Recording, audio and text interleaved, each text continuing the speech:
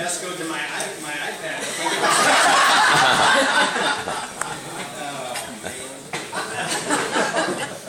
Well, I'm going to have to do it without my prepared comments. Well, thank you all so much for being here. And let's give it up for Jim Hightower. He's going to be here tomorrow.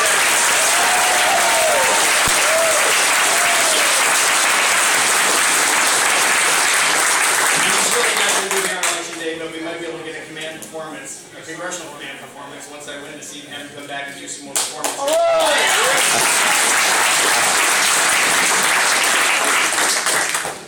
I remember that. Well, I need to make sure that I say thank you to everybody who's here, especially the UAW for opening up the hall and hosting such a wonderful event.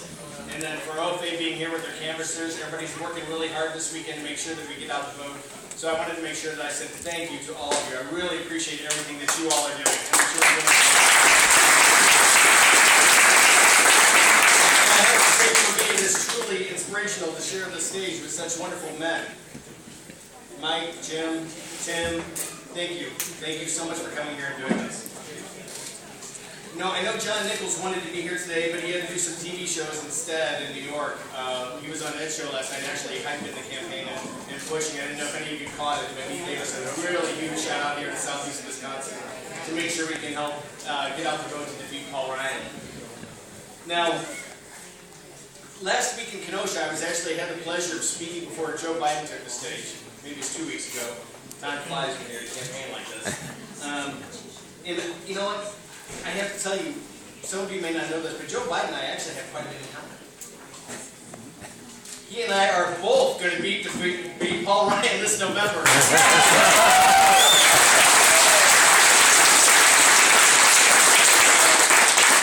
the way, did you all happen to catch that vice presidential debate? Yeah. Yeah. Poor Paul Ryan. I did not know him. I think the vice president absolutely mopped the floor with him. Not going fine. You know, Paul Ryan has been pretty busy. He's been too busy to come back here into the congressional district to do any campaigning, come back to debate any of the issues, that are so important to so many of us. So, he's been busy jet setting around the country carrying water from Mitt Romney. He might have actually forgotten that he has a congressional race. But we're not going to let him forget, are we? No! No, we're not. Now, you probably know that Mitt Romney and Paul Ryan have a lot to say about families that work hard to make ends meet. Like the family I grew up in, like the family Joe Biden grew up in, and maybe many of you. Ryan likes to call these families entitled takers. Yeah. Well, I grew up poor. My mom was too proud to use food stamps, but that she, and I asked her one day, I said, did you ever use them? She said, no. She said, but there was a place out in the county where nobody knew, where I could go and get government cheese to help feed you kids. I can tell you, my mother did not feel entitled. She didn't like to, but she knew she had to do it to feed her kids. And if it hadn't been for free lunch and milk at school, I probably would have gone hungry there too. So I know why these programs are important and why families rely on them. I guess you could say I was part of that 47% that Mitt Romney likes to talk about. Yeah. But you know what? Here in America, we're in the business of creating opportunities for more people and expanding the middle class. And I know that that's what Barack Obama and Joe Biden are working hard every day to make sure that we can continue to do that. And we all understand that Mitt Romney and Paul Ryan just don't get it. And let me tell you something else about my mom. She taught me the meaning of hard work. That's how I was able to attend college. With the help of Pell Grants and Stafford loans. And I still worked 2 jobs while I was there to make sure that I could pay for my tuition. I'll tell you something else. I went to culinary school, so I didn't know a thing or two about cooking. And I'm going to tell you, what Paul Ryan and Mitt Romney want to do isn't called cooking the books, it's burning the hell out of them.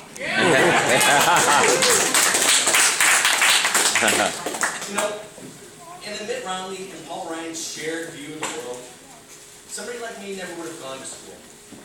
Somebody like me would have never gone on to start 2 small businesses, employing people, creating excellent jobs, excellent pay, and providing excellent benefits. So when they talk about trying to be fiscally conservative and fiscally responsible, don't let them fool you. Paul Ryan has authored the most irresponsible, most destructive budget the United States has ever seen. Yes. And it's all for $5.3 trillion in tax cuts for the wealthiest people in this nation. And how do they want to do it? By ending Medicare. By cutting out heating assistance, food stamps. Privatizing Social Security. Making Medicaid a block grant program. These are absolutely the wrong priorities for our nation. And that's why it's so important to beat Paul Ryan twice this November.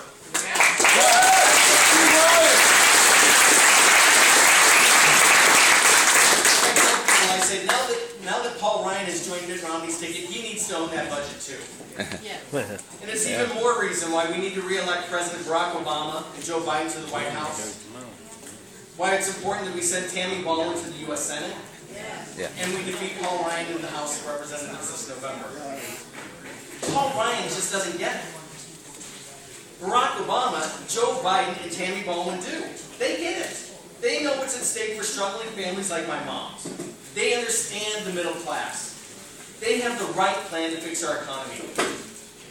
And as a businessman, I can tell you, we can't afford what the other guys are selling. We can't afford Paul Ryan and Mitt Romney's fake math here in the real world in Wisconsin. Here in Wisconsin, we need to create jobs. We need to invest in the middle class, and we need to get our economy working again. And I know that's what we are here doing as progressives today. And that is why we need to win this election. Yes. So let's protect Medicare. Let's defend the middle class. Let's send Tammy Baldwin to the U.S. Senate. Let's re-elect Barack Obama and Joe Biden to the White House. And let's beat Paul Ryan twice this November, okay?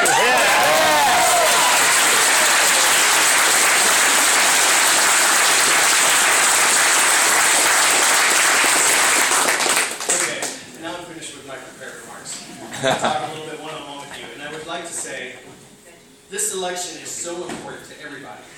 You know, one of my heroes, and of course, as a poor kid growing up, I didn't know who heroes were. I didn't dream that I'd ever run for the House of Representatives or run two small businesses.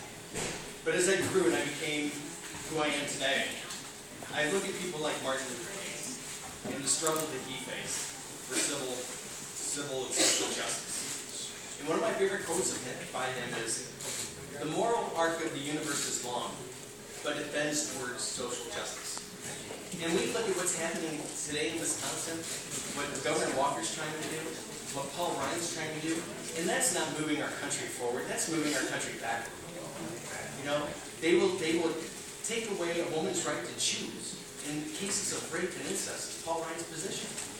He's co-sponsored H.R. 3 with Todd Aiken, redefining rape. These are the wrong priorities. This is not moving our country forward. This is not what Dr. King was trying to do when he was fighting for civil rights and social equality. And that's why it's so important, because the next president of the United States will probably appoint 2 justices to the Supreme Court. And if you think Citizens United was a bad decision, just think what else they might try to do with rolling back rights and protections for workers, for women, and making sure that that glass ceiling is no longer a glass ceiling, but a steel ceiling that no one will ever break through. So that's why I'm here today. And that's why these people are here today. People have traveled from all over the country to make sure that we came together to work really hard these last 3 days to make sure that we do get Tammy Baldwin to the Senate. Because Tammy gets it. She really knows what it means. She struggled. I don't know how many of you heard her story about how she was a kid and her grandparents, she was raised by her grandparents. And they were almost bankrupted because she had a childhood illness that because it was considered a pre-existing condition. And then when she was older, she had a problem. Well, actually, she wasn't covered because she wasn't a family member. It was her grandparents' program that our insurance that wasn't covering her. And then later on in life, she would get coverage because she had a pre-existing condition with that illness.